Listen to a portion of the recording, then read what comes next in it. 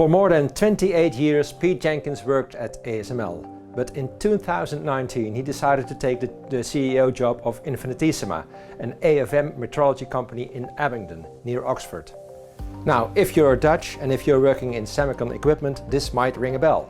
Because we also have a metrology company focused on AFM in the Netherlands, which is called Near-Field Instruments in Rotterdam.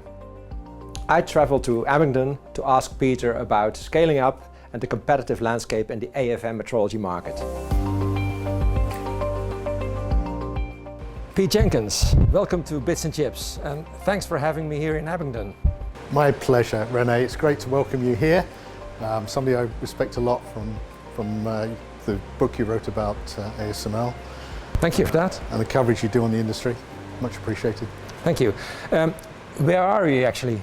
So we are in our manufacturing facility. It's an ISO 6 clean room, and we're standing just outside our applications lab where we run all our customer wafers for doing demonstrations. Also welcoming customers here when they want to actually come and run the wafers themselves on our machine.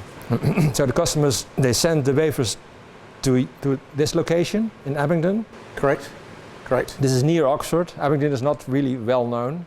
No, it's a lovely little town though, a market town on the River Thames, just south of Oxford. So yeah, we're in the sort of a high-tech triangle, which is just south of Oxford. Yeah, so a lot of intelligent and bright people here. We're very fortunate in that respect, but there's also, of course, then competition for those smart people. But no, we're very privileged to be able to draw on a very strong technical base here in Abingdon. I can imagine. You worked about almost 20 years at ASML. Then you were transferring to Infinitesima. So how come? Well, very good story. So I was very lucky to be able to join ASML at a very early stage of its development back in '91. There was only a few hundred people working for the company then. You know, semiconductor industry at the time was changing in the UK, and you know, I joined what turned out to be an incredibly successful company. 28 years in total before I came to Infinitesima. A fantastic learning experience, got some great career opportunities there. And you know, I got to a stage in my career and in my life where you know, I was interested in doing something a little bit different to grow myself. And originally being from the UK as well, it was great to have the opportunity to come back here. But what inspired me to do it was, you know, headhunters as they do, they reach out, they're looking for people of British origins to come and lead the company here. I came over, I spoke to the team, particularly our founder, Professor Andy Humphries, who's done a fantastic job at developing a world-beating AFM, high-speed AFM technology. And that's, you know, I could see the opportunity for that technology in the marketplace, and thought it would be great to bring that knowledge and experience I got from ASML and try and help the company to become successful. Yeah, so you went to the CEO position right away, yeah? That's correct. So I was hired in as the CEO. The outgoing CEO went on to run the semiconductor business for Thermo Fisher. He'd done a great job at helping to move the company forward, but only over a limited period of time that he was here. He's still engaged with the company, so it's great that we can pull on his experience. But you know, I could see the opportunity for the technology. I'd had a fantastic learning opportunity working at ASML, and you know, I wanted to challenge myself by taking that next step and bringing that knowledge to bear and help the team here to grow and become successful. Yeah, maybe you can take us through the history. It's actually quite a long history because Infinitesima is already begun as a spin-off of the Bristol University, isn't it? It is a spin-out from the University of Bristol. It's one of the top universities in the UK. Our founder and current CTO, Professor Andy Humphries, was one of the founders of the company. Continued with his doing his research fellowship at the University of Bristol for the first couple of years. So it started on a very low level, but he saw the attraction of actually trying to get into industry rather than continuing in academia, and eventually in 2003 decided to focus purely on that. Very small team at the beginning, very much focused on, you know, his whole educational basis was on scanning probe microscopy, which is, you know, AFM is one of the different SPM techniques, and you know, they saw the potential of the technology, but they saw the significant limitation of the speed of operation. So they started working on actually trying to do video rate AFM, which is high-speed AFM that you can capture things real time. And then that led to some unique developments, which you know, they worked on for our first 7 years of the company, trying to get this faster hybrid type of technology to be able to address the speed issue of AFM. And then, supported by angel investors, still, just a few individuals developing that core technology. Yeah. They said, well, now it's time to really generate some business. So we're fortunate that some early companies saw the potential of the technology and encouraged us then to develop that as a module that could be integrated into other equipment, and particularly for the application in the semiconductor space. So, we were introduced to Carl Zeiss by one of the semiconductor manufacturers, who could see the need for a combination of our technology in actually the mask repair for upcoming EUV masks. So we worked with Carl Zeiss to embed our module in one of their EUV repair systems. That gave some initial business to the company. They tried a few other OEM engagements, but it's very difficult working with large equipment companies. So when I joined in 2019, we could see the potential for the technology directly in the process control for in the wafer fab. So we pivoted basically to developing our own system that could handle 300mm wafers, and that's the journey we've been on since well, we started the program in 2020. Yeah. So in the beginning, like let's say 10 years ago, the prime focus was not semiconductors yet. It was semiconductors, but it was selling just what we call our RPM module. Actually the core technology? Yeah, it's integrated by other original equipment manufacturers for their sort of hybrid applications. Yeah. It's relatively a small market, certainly in the mask area. It's difficult to integrate this type of technology into other platforms. So there's quite some engineering challenges with doing that, but fundamentally it's a niche market. Yeah. And we could see there was a much bigger market if we could take the technology directly into the semiconductor manufacturing environment. Yeah, you had a partnership with Hitachi, which sort of took your module and AFM module and integrated in their SEM microscope. Is that an example of those early? That's one of the engagements that we've done. Yes. Maybe you can explain us how you go to these high-speed machines for semiconductor industry. So AFM is an incredible technology. It's super high resolution. It's what's known as a sort of a ground truth technology.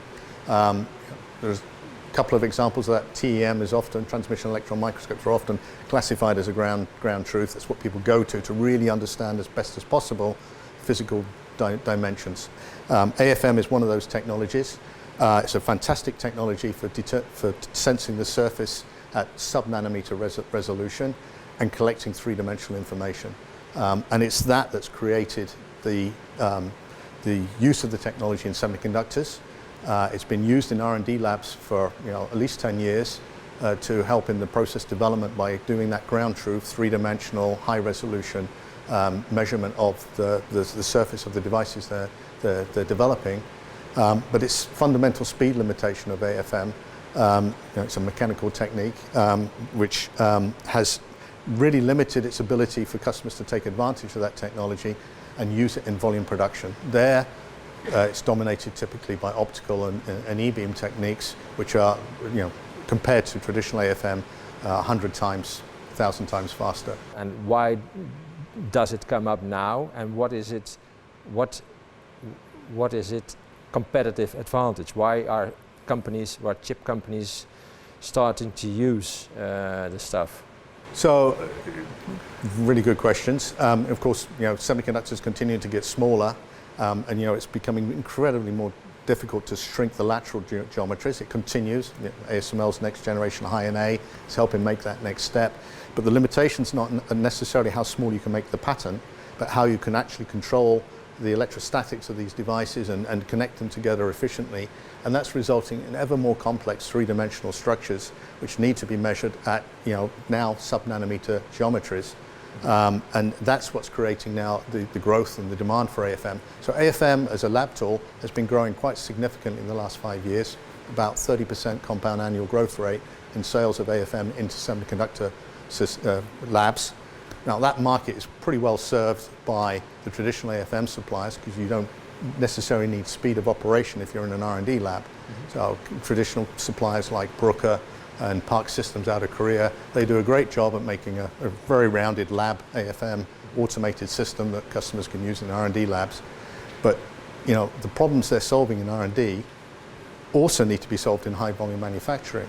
Now, optical systems, incredibly fast, you can map a whole wafer, but it's limited by the resolution. You know, you can scale the wavelength, but still that's fundamentally the challenge, is getting the resolution, which is why E-beam is developed as a technology. It's got much better resolution. You can get down to a couple of nanometers, maybe 1.5 nanometers, if it's really well optimized.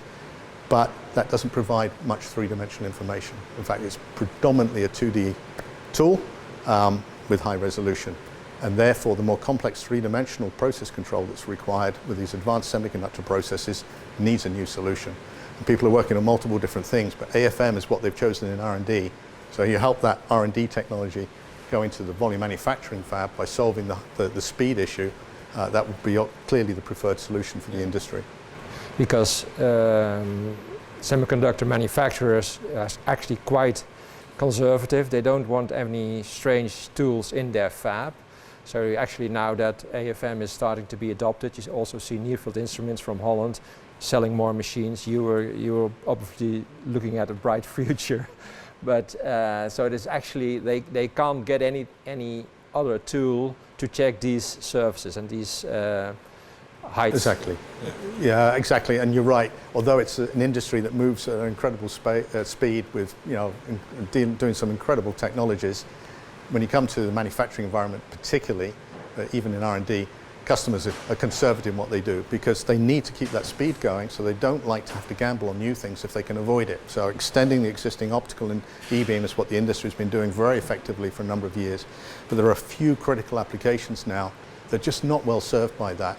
And as they are moving into production, that creates the opportunity now for AFM, if you can solve the speed issue, to simply move what it's been used in the R&D lab into volume manufacturing process control. How does Infinitesima achieve these large speeds? So what the company's innovated in is it's really a hybrid technology. So we're combining optical techniques with classical AFM capability. We have basically two optical systems we integrate with AFM. It's a 3-axis interferometer, which provides all the accuracy and benefits interferometry brings. One of the axes of the interferometer directly positioned over the tip of the probe. So we have a direct measurement exactly how that probe is behaving, which enables us to sense the surface 10 times faster, but we get all the benefits of a probe tip in terms of it being able to have high resolution sensitivity of the surface, yet with the accuracy of an interferometer.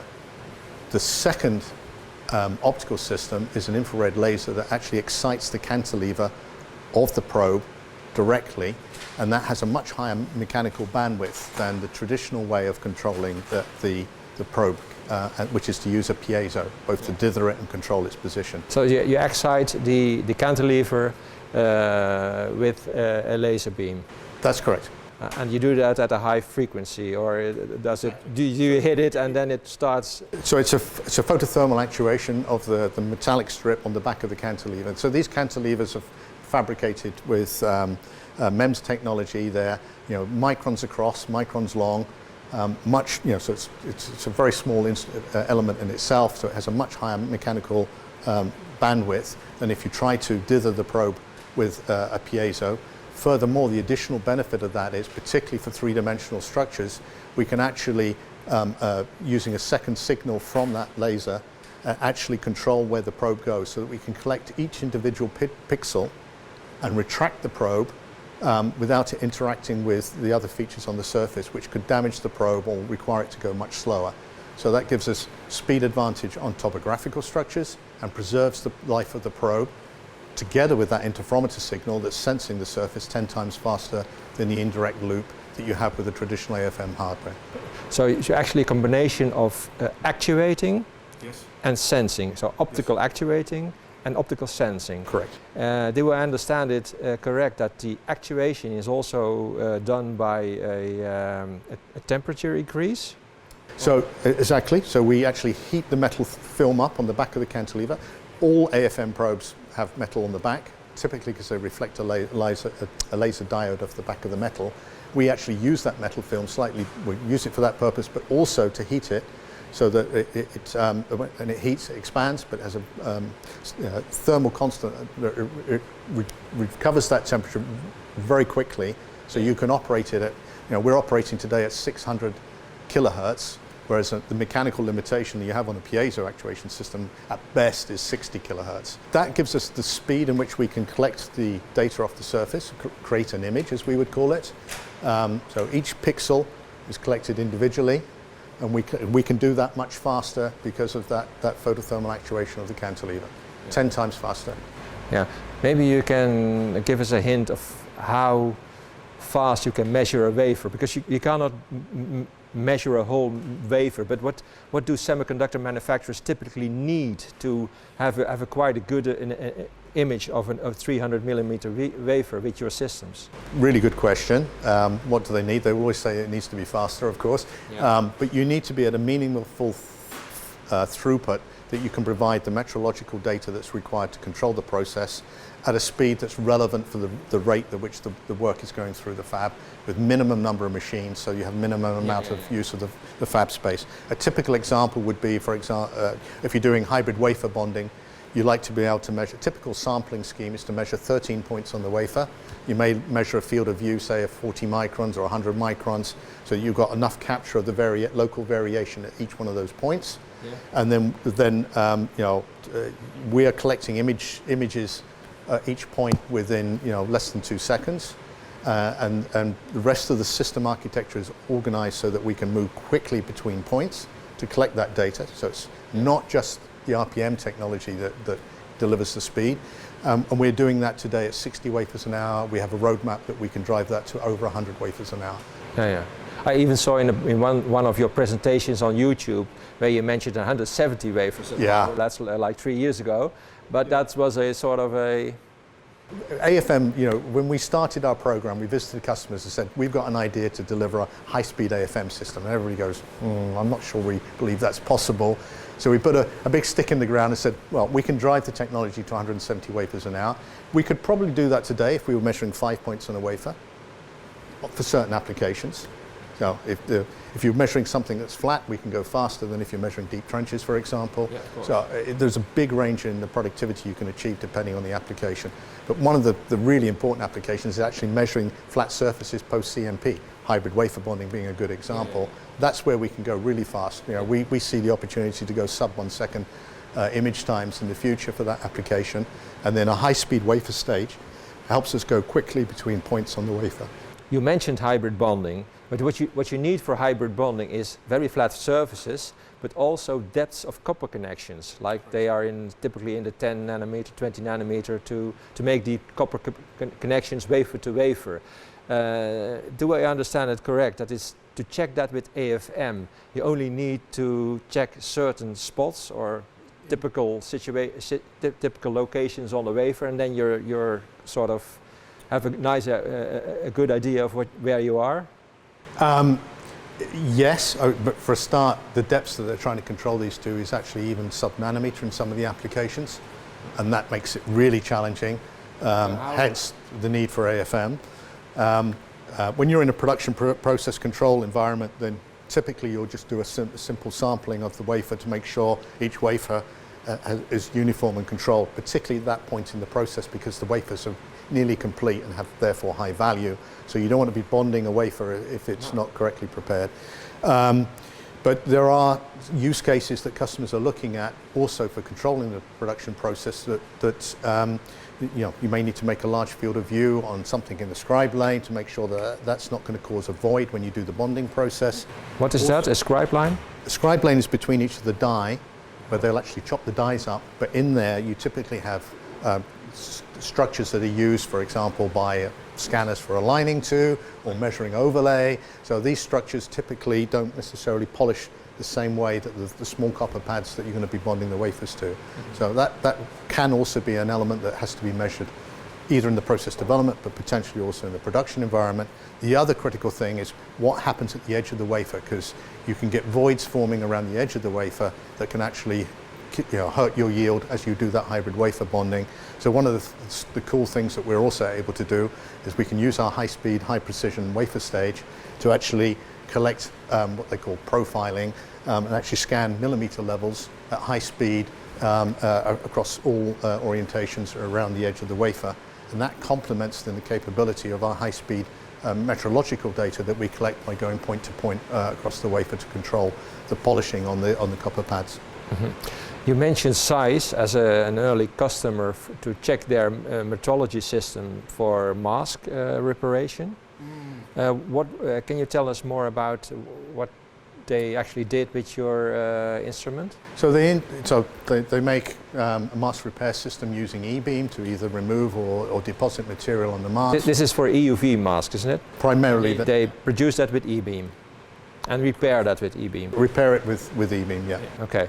So where did they use the AFM for? So the AFM is used to optimize the process for repair and potentially monitor the repairs.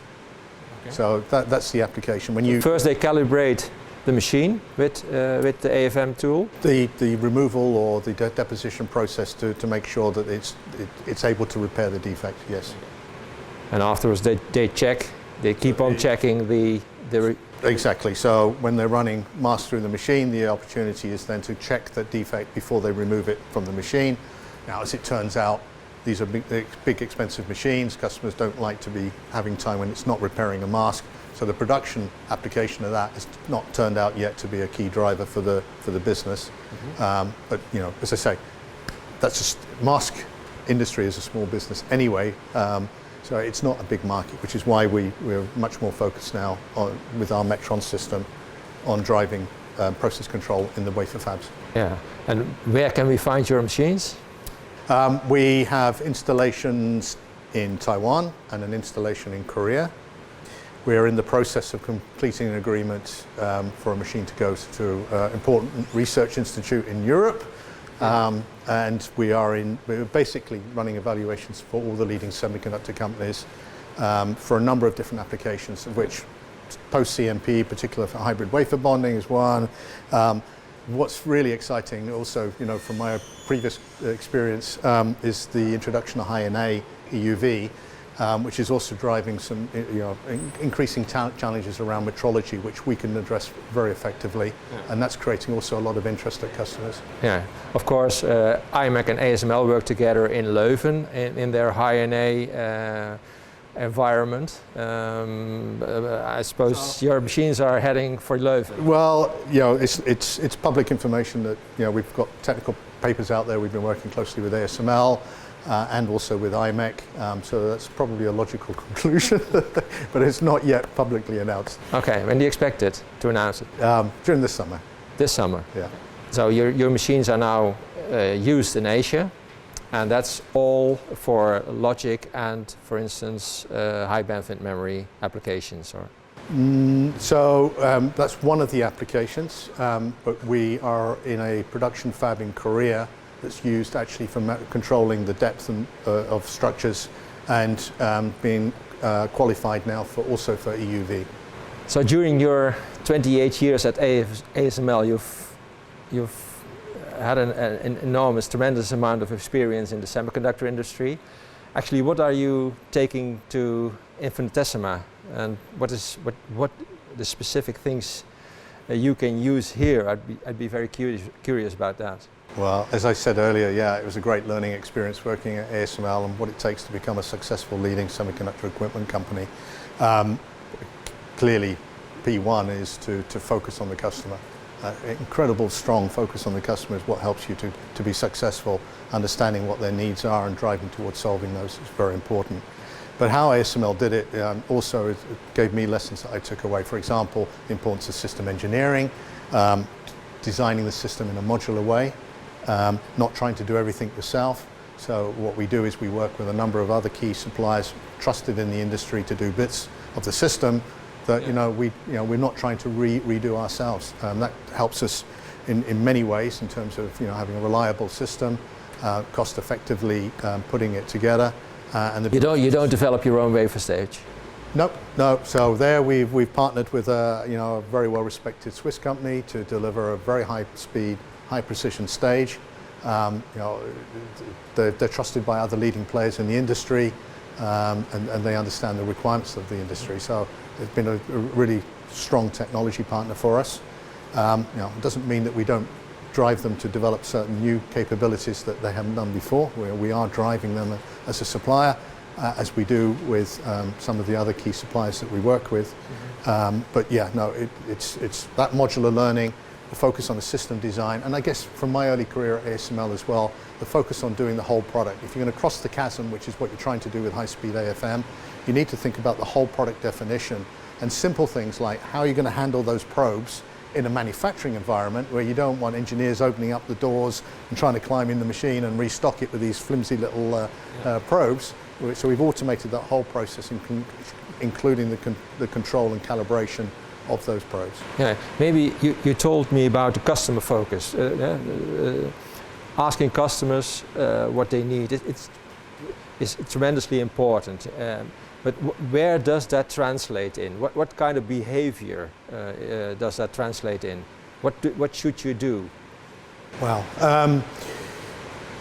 firstly, you try and really understand what it is that they need and they're looking for, what type of functionality. Now, it's a competitive industry, so they won't necessarily always tell you why they need things, but if you take that on board, try and understand it, and drive as efficiently and effectively to deliver that capability to them, and show them that you're supporting them, that builds trust in you as a supplier, and it enables you then to develop a good solution for their process control requirements. For small companies, it can be quite difficult to get in touch with these big shots like TSMC, Samsung, and the others. Yeah. How did Infinitesima achieve this? Well, again, partnering is an important element here. So we've worked with representatives in each of the key markets who already have those relationships and contacts. That's one way that we can, access and get a good understanding of what customers want. I guess also my time at ASML helped me open a few doors and leverage some of the contacts I had there. So it's a combination of those two things, really. There are about four players in the AFM market. It's Spark Instruments from Korea, it's Bruker from the United States, it's Infinitesima from Great Britain, and you have Near Field Instruments, where Near Field Instruments from Holland, and you actually run in the accelerated space, or the fast machine space. Is that correct? Yeah, I think that's a very accurate description of the current situation. As I've said earlier, Bruker and Park Systems deliver very competent AFM systems, very usable in the R&D environment, but they're not addressing, then it's just too slow to apply in volume production. And that's where, the industry is looking now with that increasing challenges that they have in doing some of these advanced process steps. It would be ideal if they can use the same technology they use in R&D in volume production. We've done analysis of the market over the next 10 years. This is going to grow to be a very significant market in our judgment. You're talking $1 billion. Sounds a lot, but if you put it in the perspective of the total process control market and how that's been growing, it's a $10 billion market today, growing with about a 7-8% CAGR. If you look to the future, it's not going to be that we're going to necessarily take over existing market segments in terms of where the money's being spent, but just the CAGR of that market and opens, serving those new applications for future process technology nodes is where we will get the growth. Yeah. And customers will not rely on one player, and it's great that there's two players in the market driving that productivity, and I've heard it from multiple customers now that say we need more than one high-speed supplier. So there's space there for multiple players. I just believe with our unique approach, our high-speed solution that we've developed, with the simplicity of a single probe, without the complexity of multiple AFM systems in one machine, it gives us a much more cost-effective, simpler solution for our customers with some unique capabilities that traditional AFMs can't do. And that's what we're experiencing in our customer interaction. Now, we started a little bit later than our friends at Nearfield, so we've been playing a little bit of catch-up, but we're now both in the marketplace, and I think this market is big enough for two players. Customers will expect that anyway. They don't like to be dependent on one supplier. I think ASML is probably the only exception where that's actually happened in the marketplace. because of the significant investments that are needed to make EUV. But in all other segments, there's usually 2 or 3 players, and competition is good for the industry. It can be tough, but as I say, I think the fact that we've got this mature RPM technology and this significant technical the differences that we've developed and the speed that that delivers sets us in a path where I believe we can be the market leader in the longer term. Yeah. If you watch YouTube films and presentations from Bruker, I didn't see any from Park, but they also try to deliver faster machines. What is they are actually becoming? They are actually market leaders in their segment, research. How come that they didn't catch up with the demands of the semiconductor industry? Do you see have any clue? Well, it's fundamental to the technical approach at the end of the day. So, but yes, customers will push everybody to improve, and I'm sure Bruker and Park will continue to work on productivity improvements, and I know they have. But fundamentally, they're limited by the architecture of their systems. The only way Nearfield solves that is to put multiple things within one machine to solve the speed issue. We have a much more elegant solution with a unique technology that combines this hybrid system that I described of using optical systems for speed and accuracy and all the resolution and three-dimensional capabilities that you get with a probe. You of course have a lot of experience from your ASML time, but how do you look at the metrology market, and how does it, what's the status of the metrology market for semiconductors now, and how do you see it developed towards the future? So process control, which comprises metrology and inspection, is about, as I think I mentioned, $10 billion US currently, and it's growing, well, actually probably 8 to 9% CAGR. About 10% of that market is in R&D, and about 90% of that market is in systems sold for volume production process control. So in the lab, you get a bigger spectrum of technologies, partly because you're in the process development phase, but things like AFM are just too slow to move to production. In the fabs today, it's dominated by optical and EBAM. Limited use of AFM maybe as a calibration technology for those optical and EBAM systems. That's where we believe we have the big opportunity. We're not trying to do what Park and Bruker are doing in the lab. They do it very well. Productivity is not a differentiator there. And what we're trying to do is solve that, take that capability into that 90% of the market that's not really served today. So if you think about the fact that AFM has been growing significantly in recent years, triggered by new process steps that weren't there before, so the market is really coming towards AFM as we speak today. You have to solve the problem, otherwise they'll find out the customers will look to other solutions, maybe not easy ones like using more destructive techniques like TEM, but if you solve that problem, you have a cost-effective way to deliver non-destructive process control at sub-nanometer resolution for 3D information, and it's not well served today. So Infinitesima is now in the scaling business. Yeah. Can you tell me something about the coming years? How do you want to scale up? It's a really good question, René, and I think a lot about this problem. So it starts with the basis of the company. We built this world-beating high-speed AFM technology. That's what creates the opportunity for the company to be successful in the marketplace. Secondly, we're now engaged with all the leading semiconductor manufacturers, and it's very clear they have unserved use cases that we can apply our technology to. It's been done in the lab. We just now need to do it at high speed in the fab. So we've got, we're engaged with the world leaders. There's a significant market opportunity there.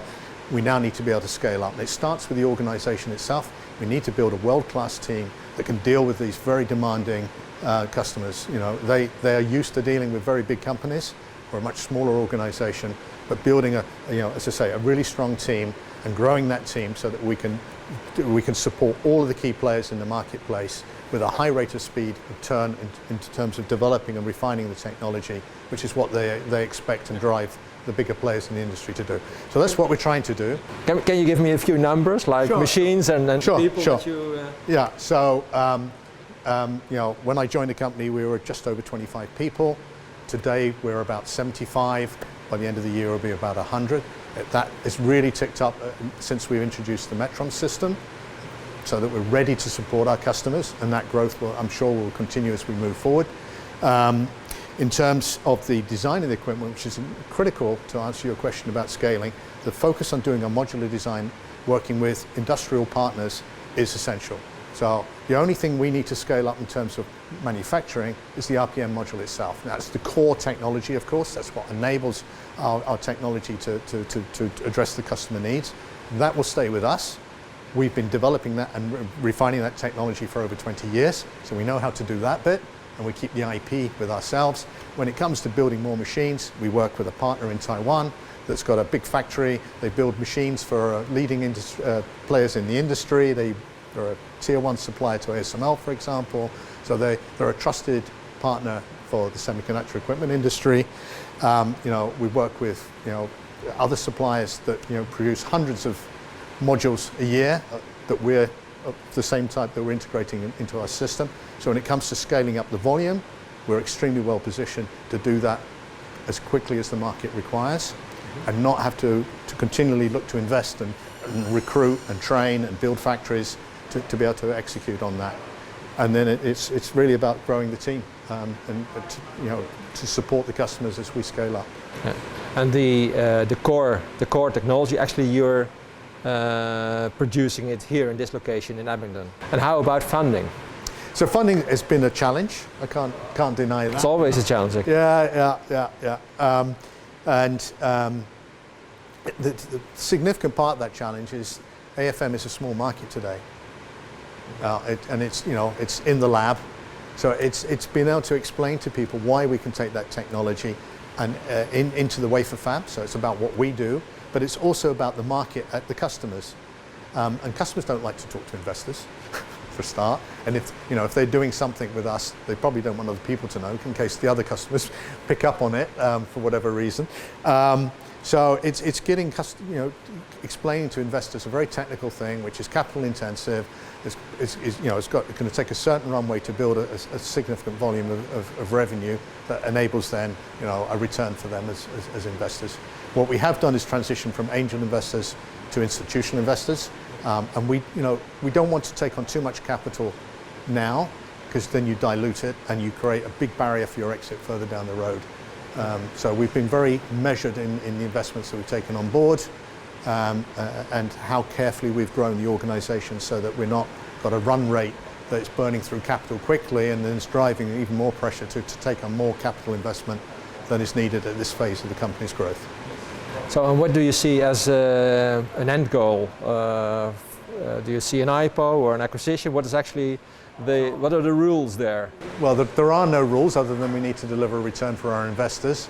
Yeah, that's the rule. That's one. And we also need to provide a really solid landing for the business, to support our customers and for the employees that have made it happen. So these are the three key stakeholders for us, including, of course, our supply chain. So maybe I should say four.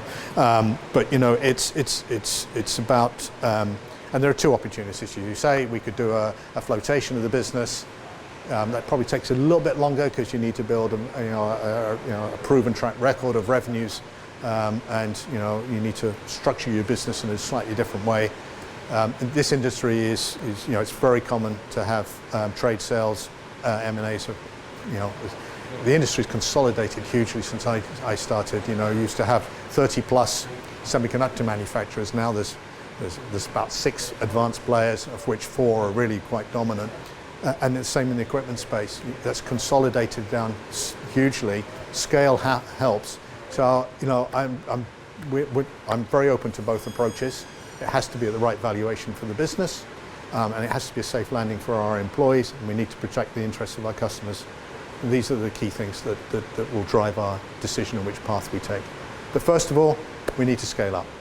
We need to show the market or potential acquirers that that there's a significant market for our technology, that we've got the best solution, and generate a revenue stream that gives them confidence that it makes sense to move forward, or for us to be able to float it in the marketplace. I wish you good luck with that, Peter. Thank you, René. It's not been easy getting this point, but I'm hugely energized by the opportunity. We've got a great team, a great technology. We're working with all the leading customers. You know, the future looks really bright and exciting, but every day's a challenge. Good luck with it, and thanks for having me here in Abingdon. Hartstikke bedankt. Nee. Dankjewel. Dankjewel.